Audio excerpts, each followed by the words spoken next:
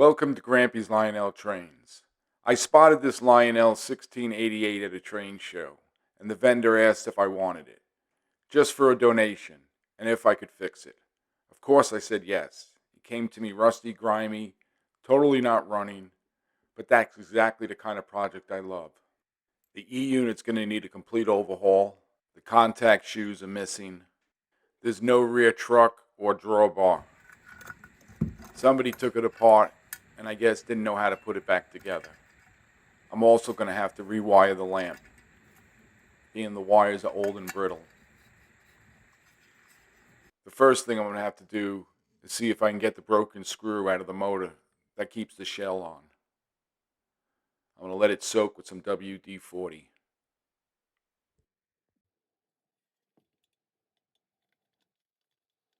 Next, I'll take the screws out that releases the front truck.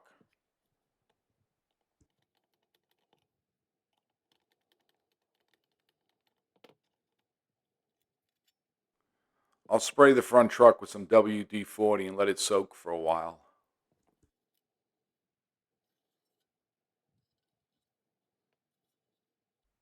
I'm going to see if I can fix this contact shoe assembly. I'm definitely going to need the contact shoes itself. Breaking down the motor, I'll take the side rod screws off first to remove the side rods. This way I can give them a good buffing and a cleaning. See if I can get a shine back. This one's bent. I'll have to put it in the vise and see if I can fix it and straighten it.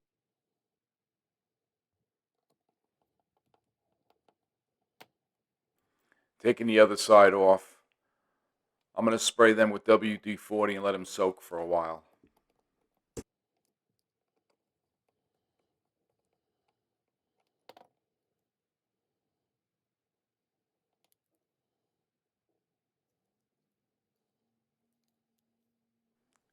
After letting the top screw that was snapped off soak for a while, I was able to get it with my fingernails, and it came out. That's a great start to rebuilding this engine.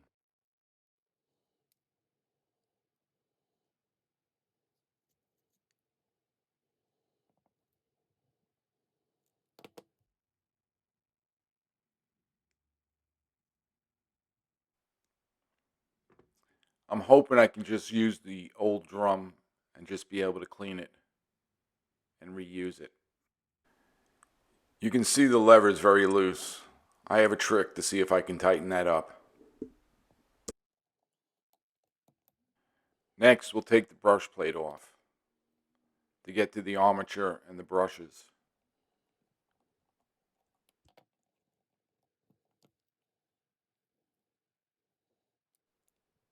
The armature doesn't look too bad. I've seen a lot worse. Removing the gear plate assembly.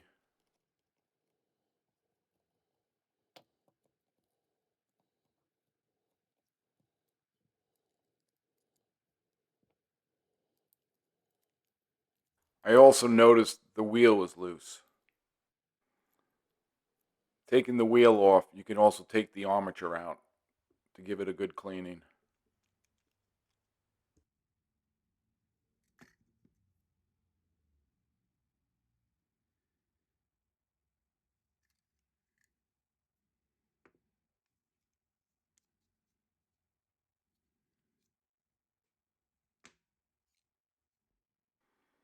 I'll be giving the E-unit a complete overhaul with new fingers. If you notice, the tabs that lock into the E-unit are broken also.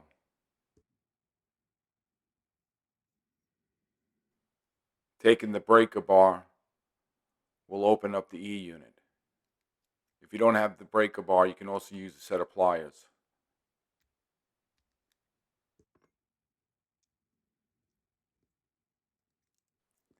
The drum looks okay. I should be able to reuse the drum. Sometimes the pin will relock itself where you have to go in a second time with the breaker bar or a set of needle nose pliers to open it up. You want to open that pin so it releases it.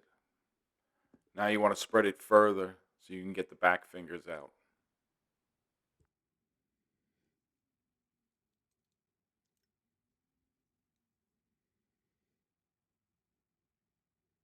I'm going to take the plunger out, being that there's a lot of rust on this E-unit. You can see the lever is very loose. This is a common problem on the E-units.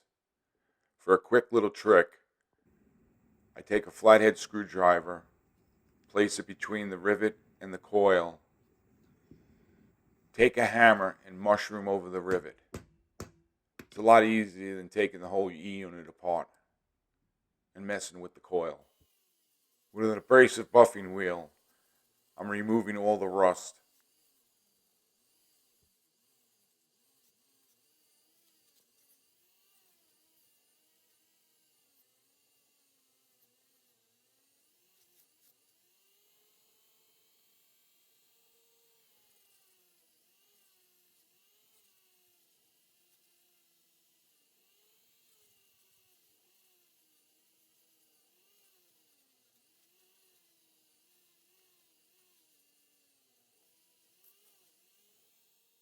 Polishing the plunger can remove oxidation that could cause it to stick.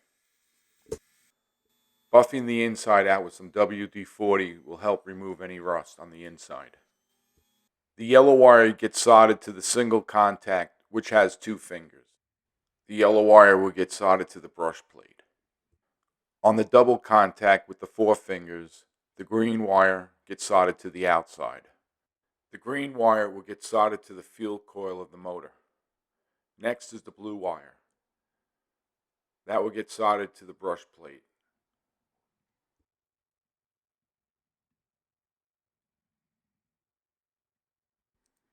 The black wire is on the opposite side of the green wire.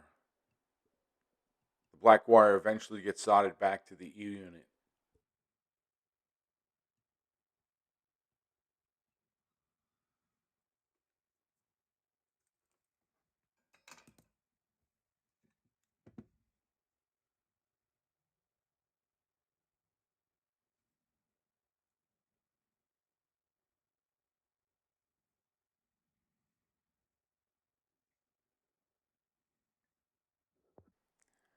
The finger plate insulator snaps back into the single contact. Pushing the studs through, then taking a pair of pliers and bending them over.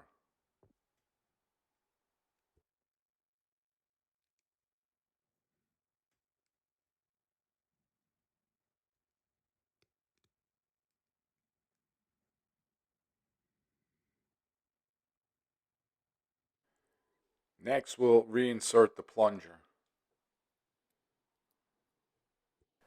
One of the trickiest parts with the E-unit is getting the 4 fingers to be seated properly into the slot.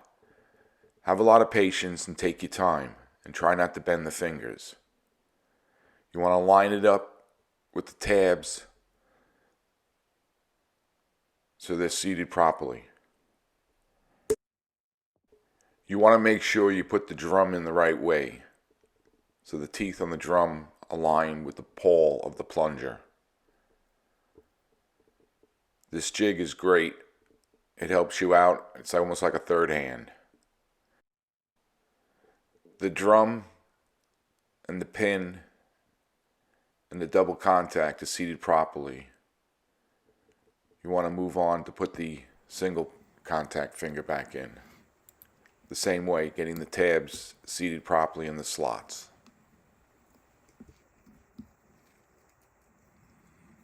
When you hear a click, that's when you know the E-unit has locked back up.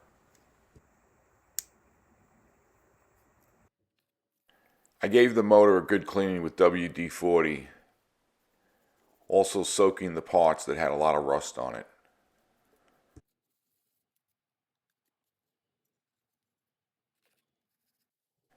Using contact cleaner, I cleaned the brush plate thoroughly. Also the gear plate.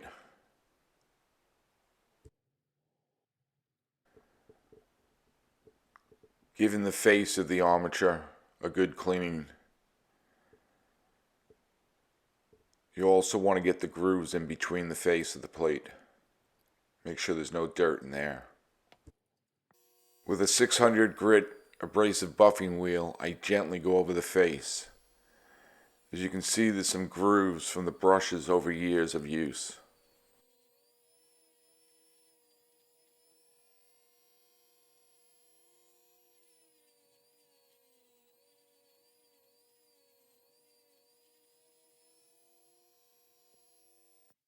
Reassembling the motor, we'll put the gear plate on first.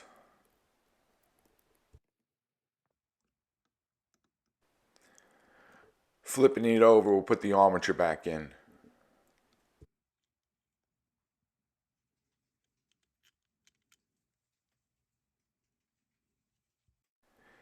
You want to make sure when you put the brushes back in, they move freely.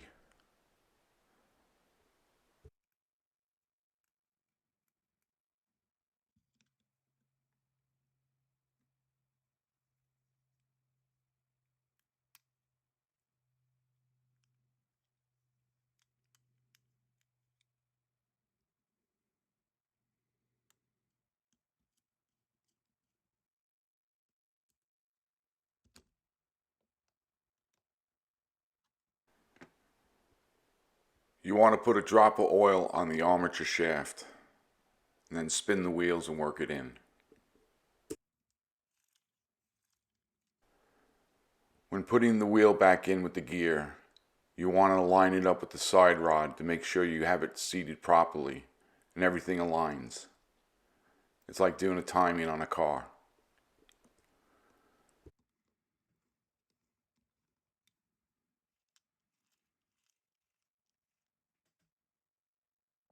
The same thing with the other side. The axle has a gear groove. You want to make sure that that's aligned also. With the side rod on, you want to make sure it spins easily and there's no binding. I was able to snap the tabs back in on the contact shoe assembly. I'm going to put shrink wrap over the old wire. It's still in decent shape.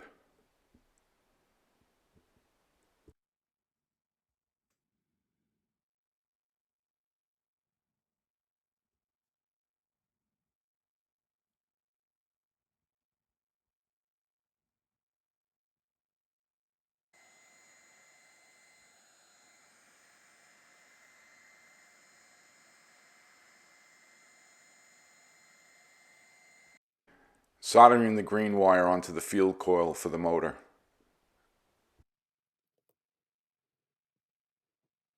Soldering the headlamp bulb along with the black wire from the contact shoe and also from the 4 fingers gets soldered to the side of the E-unit.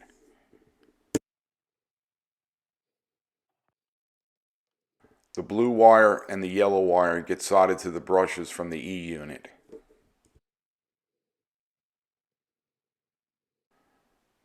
Putting the contact shoes on the shoe assembly, being that this train did not come with any.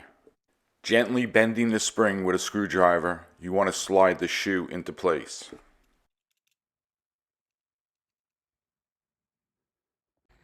Checking to see if all my hard work paid off. And yes, it did. Forward and reverse. Another train saved from the junk pile.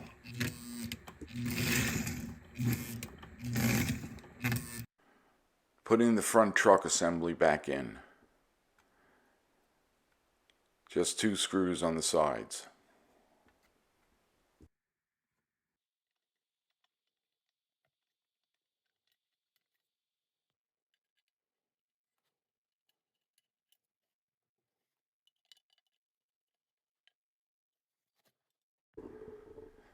The 2 tabs on the side of the frame get inserted to the front truck. Putting the headlamp back in. You want to slide it into the truck to lock it. Then flipping it over and snugging the motor up with a screw. I purchased the rear truck and the drawbar from Jeff Kane, the train tender. I still have to rivet the eccentric valve link. I'm thinking about painting it blue or red. In the comments, let me know what you think. Paint it or leave it alone.